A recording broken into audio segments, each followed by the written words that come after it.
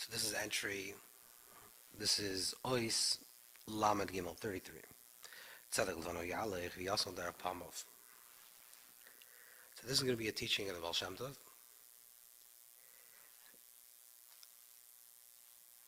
Also with regards to davening and how we're supposed to enter into it.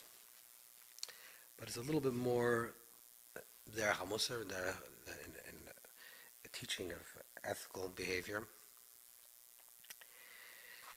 To understand this teaching of the Baal Shem, we'll say this a little introduction. So, the Torah speaks about this idea of schar v'oinish, reward and punishment. How exactly does the system work? So there's one way of thinking about it, and these two ways come from the Shalach Kaddish, the first two ways. One way of thinking about it is that it's an inyan sekulim. Reward and punishment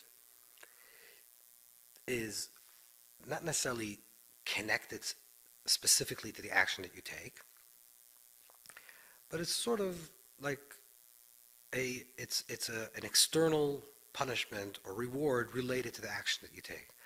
Let's say, for example, you tell your child that if they clean their room and they make their beds, they're going to get an allowance. That's going to be their reward. And then one day they don't make their room, and you say, okay, so now you're going to be punished, quote unquote, and you're not going to get the allowance. Now, the allowance and making the bed are unrelated to each other. They're two separate things. You make the bed. Because you make the bed, you did something to clean your room. Me, as the parent, I'm going to give you something extra, which is I'm going to give you extra money for allowance. You don't, I'm going to take it away. That's one way of thinking about it. And of course, what's the incentive of the reward and punishment system?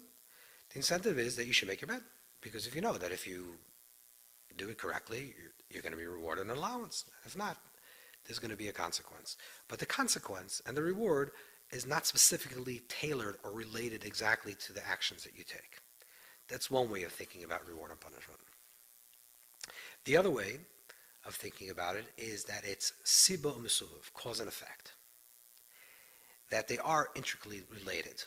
When you do a particular action in this world, that action creates a reaction, and it's cause and effect. And the reaction is either the reward, if you do a positive, and if you do something that's negative, the opposite. The effect will be in the opposite. So what is reward and punishment? What is a reward and what is a punishment? To say it a little differently, there's the subjective actor, and then when you perpetuate a certain action, then there becomes an objective correlative to the subjective action. And that objective correlative is sort of the effects of the subjective action, and that's either the reward or the punishment. And therefore they're intricately related. The action itself triggers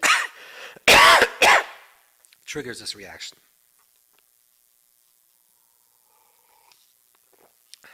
That's another way of thinking. So either it's unrelated or they're intricately related. The Baal Shem Tov, without actually defining and speaking this out, because the Baal Shem Tov was not interested in philosophical constructs necessarily or theological constructs, just in life. So the Baal Shem Tov teaches that the idea of schar v'oinish, and in the way of reward and punishment, the way Chazal also, the Gemara says, the Mishnah says in Saita, is midah keneged midah, is measure for measure, which is certainly connected more with cause and effect, but it's even deeper than that in the way we understand it. That it's not only an objective correlative reaction to a particular person's action, but there is a purpose, not to say that the Shul didn't say that, but this is the deeper way of understanding it, but there's the purpose in the objective correlative, which then ricochets back to the subjective and forces the person to correct his actions. So you put something out into the world, to say it a little differently, you put something out into the world, positive or negative. So let's say we're talking about negative, because that's more stark. You put something out negative into this world, you lie, you cheat, whatever would you do negative in this world, you put it out. You create a correlative of lies. This eventually comes to hurt you or to, God forbid, or to affect you in a negative way. And therefore, it triggers you, so you create it, then it forces itself onto you, and therefore it forces you and it triggers you to change course of your own behavior. So let's give an analogy of this would be, let's say a person lies, and they're continuously lying. Over a long period of time, we'll say the lies catch up with them, and then they have to live in the consequence of all those lies. So what that does is it forces the liar, the person that perpetuated those lies, to stop and pause and say, maybe I shouldn't lie anymore. Okay, so it's not just it's a correlative to your actions, but it then ricochets back to you, like it's a reflective light back to you. And in this itself, there are two ways of thinking about this, one layer deeper than the next. The first layer is, like in the metaphor you just gave, the example you just gave, which is the idea of lies, is that it forces you to think maybe a better way of being is if I should stop lying, because look what it did to me. It got me into a really bad place. But to do that, you need seichel, you need intelligence. You have to recognize, because the effects are coming back at you, and you have to say, look, I put this thing into motion, look at the effects that happen, and realize I should change course. So you need to contemplate your life and say, I should really correct course and stop lying. And that would be the correct way of being. But you need a mindset, you need an intelligence in order for you need some type of seichel, you need some type of level of intelligence in order to tell you that you should correct course. In the teachings of the Baal Shem Tov, which is going to vary apropos, again, we're teasing this out in the teaching of Baal Shem, but it's consistent with all the entire other teachings of Chassidus. The teachings of Chassidus is that in the teachings of the Baal Shem, intellectualizing or rationalizing is just one. First of all, it's not every person has the capacity to understand that, and it's one facet of the human being. So let's say a person is a liar, the lies catch up with him, and because of that, they're struggling now in their life because of all the lies that they created. Let's say a person doesn't have the intelligence or the mind to really understand the implications of all their lies, and they're in denial. So this person's not going to learn the lesson. So according to the Baal Shem, it's not enough, it's not sufficient enough, and this is consistent with everything the Baal Shem was saying. It's not consistent enough that it triggers an intellectual rationalization by the person that's experiencing it, and therefore they have to think it through, because that will not affect the average person, a person that doesn't have such a developed intelligence, or certainly a child, or someone that is, or not a sophisticated person. Maybe the person will go through life that way, and will not change the correct course. But the reaction, the reflective light that has to be directed towards you, has to enter into you in a very visceral and immediate way. Not intellectually, not that I think itself, I can think and I understand that these are the wrong actions that I take, therefore I have to correct course. But the things that you create through your actions, the reactions that you create through your actions, the consequence that you're going to create through your actions should ricochet and should reflect its light so strongly to you that you feel it viscerally in your body, and whether you have a very high IQ or a very low IQ and a very high capacity of intelligence, a very low capacity of intelligence, just a visceral reaction to it will force you to correct course. Because again, the teachings of the Baal Shem Tov is not another philosophical understanding of life, another theological understanding of life, but it's a beingness of life. And therefore the teaching has to resonate within your body, has to be visceral, and has to be tangible, has to be real, not just a construct in the mind. That's one of the great teachings of the great novelties of the Chidushim, of the revealing of Torah of Shem, is that he brought all the Torah aside, the secrets of the Torah, in all the way down into the most mundane reality, into the most visceral and tangible reality that we experience. So it has to be experiential. Having said this, so again, to recap, there is Inyan Skuli, it's possible that it's just cause and effect, it's just a divine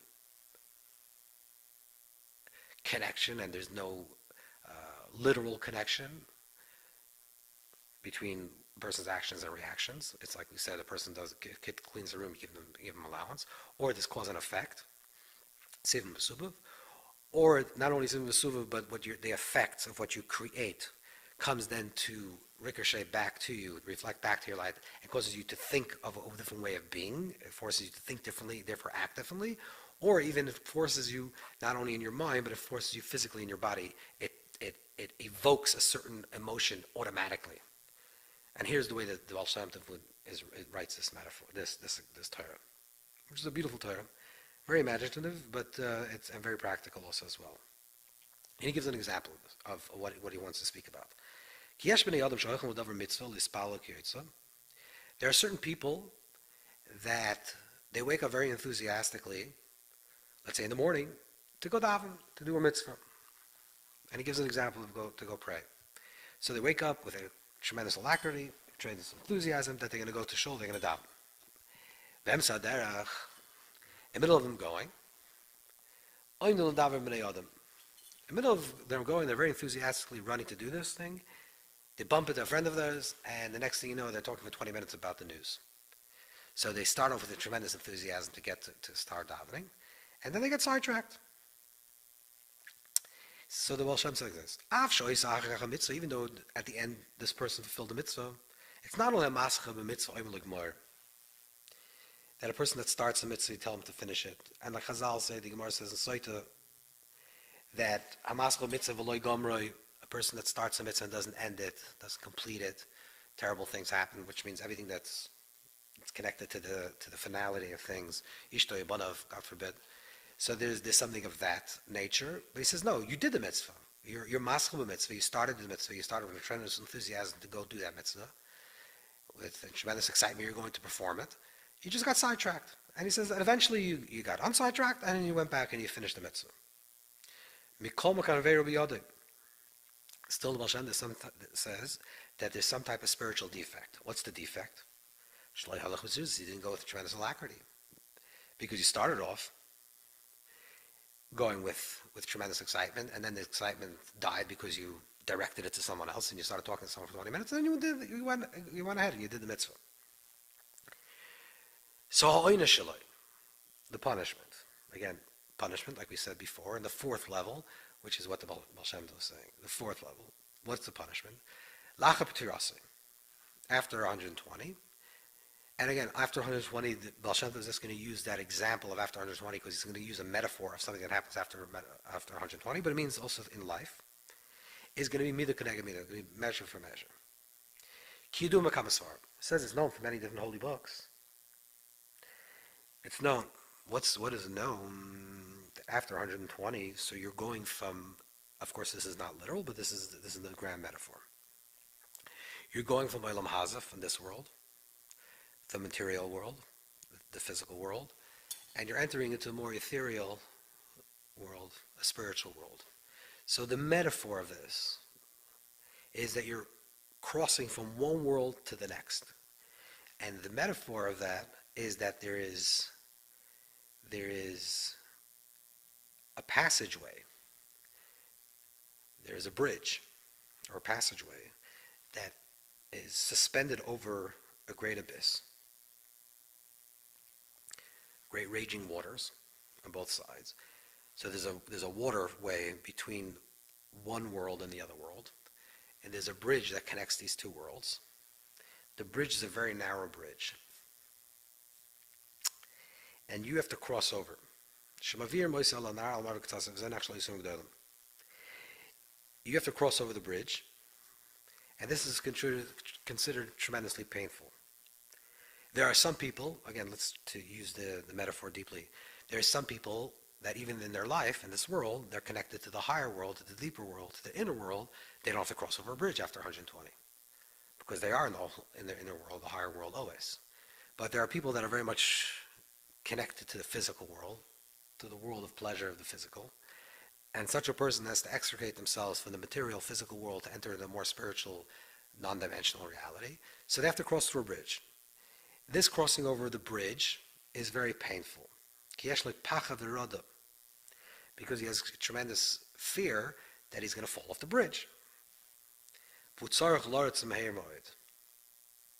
Therefore, what he does is he has to run across the bridge.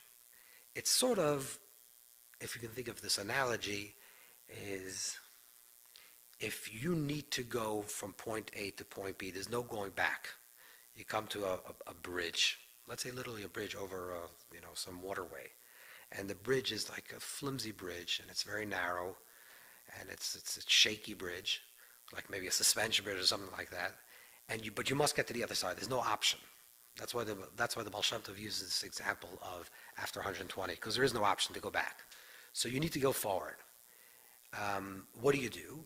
Most people would do is because they have tremendous fright that they'll fall off the bridge, and it's wobbly, and so the longer they spend on the bridge, the more scared they'll be. So what they would do is they would walk very quickly, or try to run straight through the bridge. That would be an example of this.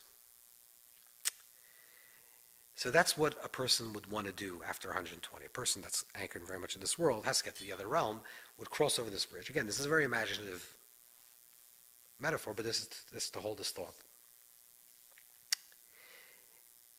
So therefore he would run. And then in the middle of the path, so you're running, let's use this example. You're placed on this bridge. It's a small rickety bridge. You have to run across it. You're running with all your might because you know you have to get across. Now obviously this immediately evokes the story of the person waking up in the morning that with great enthusiasm is running to go to shul. Yeah? He's running to do a mitzvah. So now you're running. It's another type of running, but you're also running. You're running to get to the other side. In middle,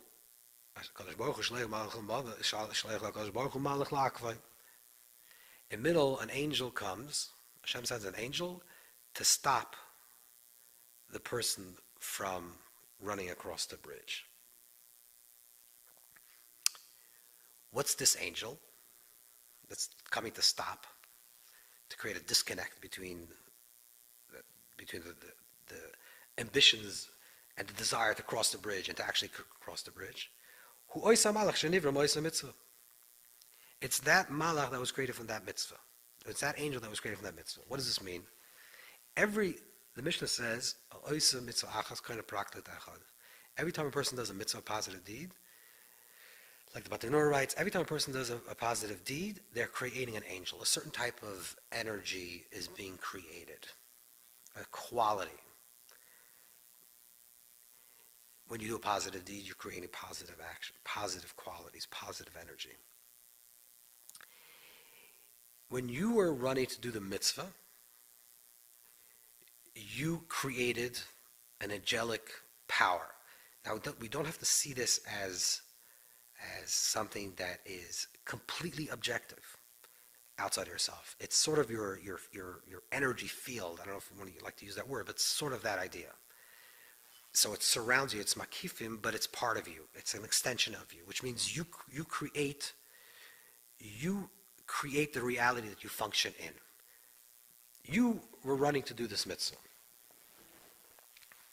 So the moment you woke up in the morning with enthusiasm to create it, you created the neshama of the malach. You created the soul of the angel. And then when you actually did the mitzvah, you created the body of the angel. Again, the angel, is sort of not your body double, but an extension of you. So, the creation of the angel, every single thing that you do, there are two aspects of it. There's the thought process, there's the enthusiasm, there's the inner life of something that you're doing, and there's the external action that you're doing. So when you're doing a mitzvah, so you're doing the actual physical mitzvah, which is the physical action that you're doing, and then there's the enthusiasm or the thought process. So the thought process and the enthusiasm creates the spirituality of the angel, and the action itself creates kaviyachol as if the physicality of the angel. the body of the angel. The soul of the angel, the body of the angel. So therefore, when you were running to do something and you didn't fulfill it, you created a lot of enthusiasm, but you didn't create anything that comes into fruition. And therefore, what happens now is you created angels that have a lot of enthusiasm, but there's a disconnect between their enthusiasm and their actions. Let's try to draw it down really on a psychological level what this means. If you're a person that starts a lot of projects and doesn't complete projects, you always have a tremendous enthusiasm. Oh, this is a new idea. I'm very excited. I'm going to start this idea. And you do it once, you do it twice, you do it 3 times, but you never finish the project.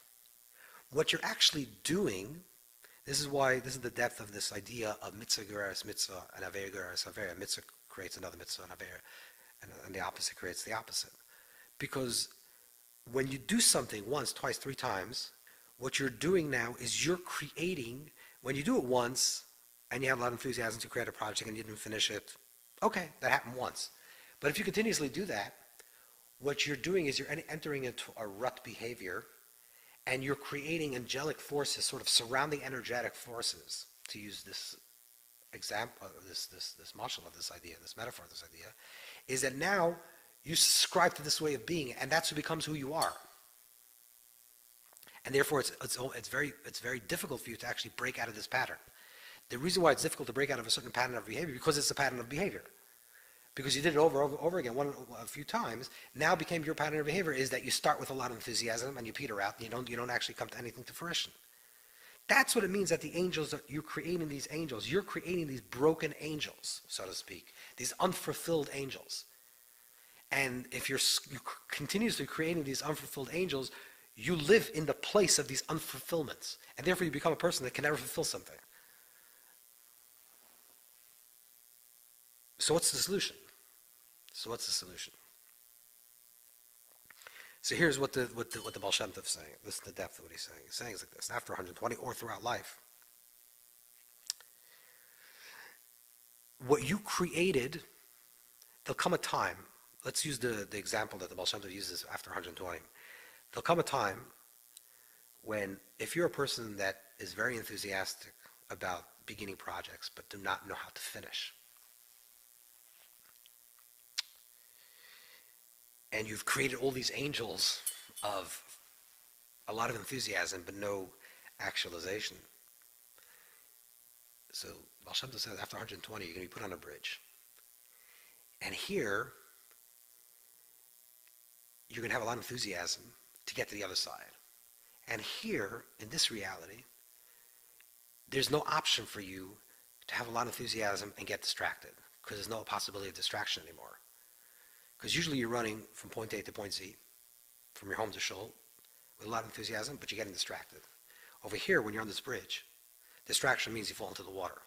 So what you're doing is you're trying to get from point A to point Z, and that's it. You're trying to get it as quick as possible across. But then something unimaginable is going to happen to you, and the angels that you created that were created with souls without bodies, which means they were created with a lot of enthusiasm, that didn't come to fruition, is going to come and stop you midway, and it's not going to let you to cross the bridge. Now, what are you going to do now? Because remember, the point is to get to the other side of the bridge. And the point is to correct yourself to everything to correct the negative patterns of behavior that you had before, that you have a lot of enthusiasm and you don't do action. Right? That's the point of the einish, the point of the punishment of the objective correlator that's come to teach you something, is that you should be corrected. So how do you correct the process? Correcting the process is actually by confronting the problem head on. And now at this point you need to get to the other side, but you can't because there's something holding you back. And the holding you back is actually you, like we said. The angel is part of you. But what does it force you to do? It forces you to bring out a deeper part within you that, even though generally when you start something you don't know how to finish, and generally you have a lot of enthusiasm but you don't know how to take things to its conclusion, when you're forced in a position where you must get to the conclusion Otherwise, you're going to fall off the rail and you're going to kill yourself. You're going to get killed. You're going to fall into the water. So you know that now is absolute time for you to get across the river. But you can't, because that's the way you've always been doing things, is not crossing the river, not getting to the finish line. You're always getting a lot of enthusiasm. You're creating a lot of soul with no body.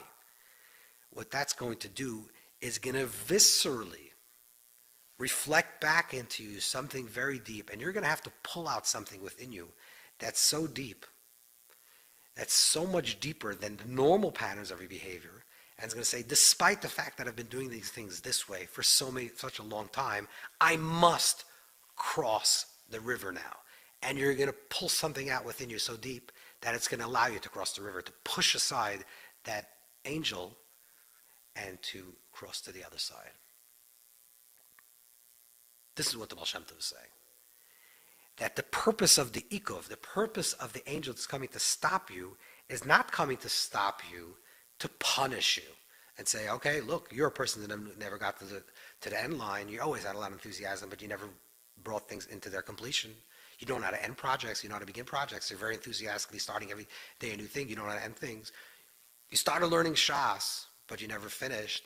You started reading Zohar. You started learning Chassidus. You started davening. You started making money. You started being a good husband. You started being a good father. Whatever you started, you're full of good intentions, but you never followed through. So what's that ikov? What's that angel holding you back? It's not, the point of the angel holding you back is not that he should hold you back and push you off the rails and push you backwards, because you can't go backwards.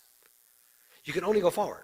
But what it's going to do is going to force you to bring out something within you that is even deeper than the normal pattern of your behavior, and to able to push aside that and to get across the river. So this is a metaphor that exists in the absolute sense in the afterlife. But of course, the Baal Shem Tov is using that as an example, but it also works within life. We create, every time we do an action, we create a reaction, an objective correlative.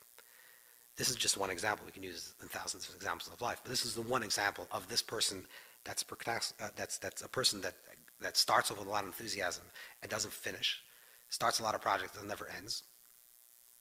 Let's say you're that person, and you can use this in any type of an example in life. What the Baal Shem Tov is saying is that there's going to come a time in life. This is the chesed. This is tzedek l'fanav Yahweh. This is actually the chesed of Hashem.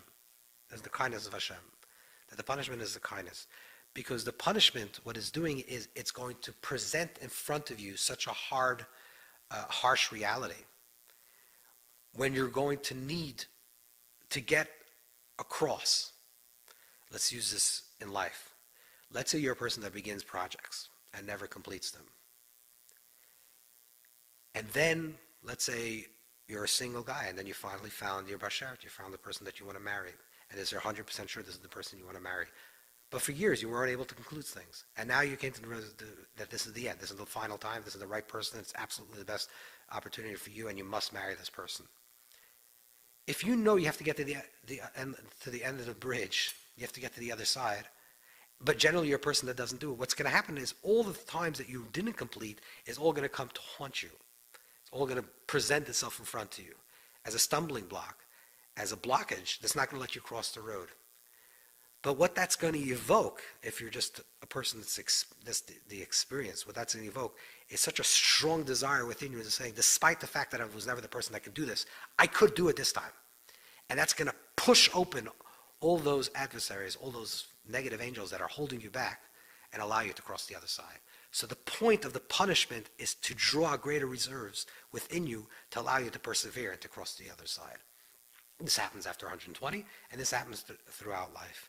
And this is the oimek, this is the depth of what schar v'oinish is, that reward and punishment is. What the Baal Shem Tov is saying is that punishment, what is punishment? Punishment means that the things that we have done in our lives that are not necessarily positive, but the opposite, negative, and they created a certain reaction, there'll come a time in our lives that those things themselves will hold us back from us doing what we really want to do in this world. And we will, because of that, go even deeper with a greater resolve to go something in a deeper recesses in our soul, to bring out something that's even deeper, to overcome that and allow us to break through it and get to the other side. So the punishment actually is the greatest reward, because it's allowing us to bring out something that's deeper within us, to break that klipa, that negativity that's not allowing us to achieve our goals. So this is regards in general to davening. This is the Baal Shem Tov phrases this with in terms of davening, in terms of a person enthusiastically wants to start davening, enthusiastically starts Shemona Esrei, let's say, for example. A person says, I'm going to daven Shemona Esrei, I'm going to daven the Amidah, and today I'm going to daven with a lot of intention. And you should. The bracha is obviously more important to have intention. And you start with a lot of enthusiasm, and then you peter off. It's going to come a time, hopefully sooner than later, when these things accumulate in a way that's going to say, but today I really need a daven, and it's going to hold you back, and it's going to constantly be sidetracked. But that in itself is going to push you to push even deeper and to go even deeper, to find the place within yourself that's going to allow you to overcome that and to finish and to complete it. And this is something we have to understand. It's true in every single aspect of our life. Everything that we do in this world, there's an action and there's a reaction. Every positive thing has a positive action and reaction. Every negative thought and word and action has a reaction, as a correlative. The correlative presents itself and then comes to reflect back into us.